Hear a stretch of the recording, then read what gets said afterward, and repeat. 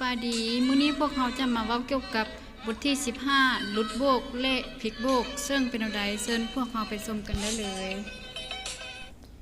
ลุดโบกแม่นหัวกระดูกทั้งสองส้นในข้อต่อหลุดออกจากกันและเฮ็ดให้กำสิ้นเอ็นอ้อมข้อต่อนนั้นจิกขาด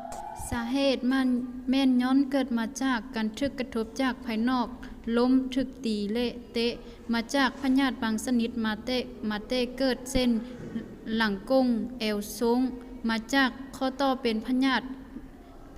ประดงข้อบนมักเป็นแม่นข้อแขนข้อมือตุ้มค้องและข้อกกขาอาการแม่นไข้บวมเจ็บซ้ำหนิ่งติงบ่ได้รูปทรงบ่นลุดนั้นเปลี่ยนแปลงบ่คือเก่าคือบ่นสวดบ่นลุกมีวิธีการปิ้นปัวคือ 1. ถ้าเห็นคนเจ็บที่หลุดโบกห้ามบ่ให้ดึงบ่นหลุดโบกนั้น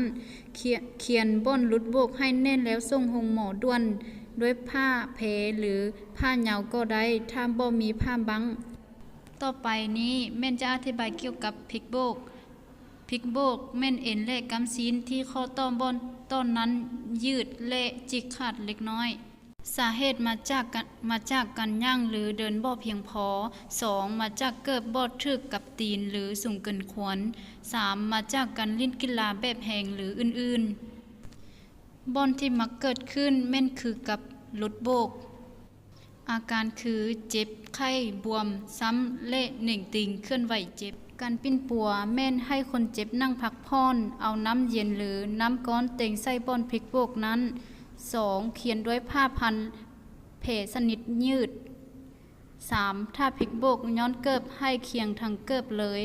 4. เอาเหล้า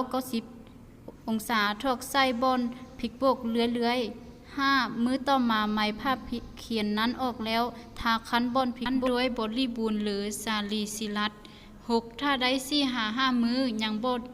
บ่ดีมีไข้บวมซ้ำเจ็บอยู่ต้องไปโรงหมอในการอธิบายเกี่ยวกับหลุดโบกและพลิกโบกมาฮอดนี้อาจจะสิ้นสุดลงถ้ามีข้อใดที่ผิดพลาดอาจจะเว้าบ่จ้าบ่แจ้งก็ขอโทษขออภัยด้วยขอขอบใจ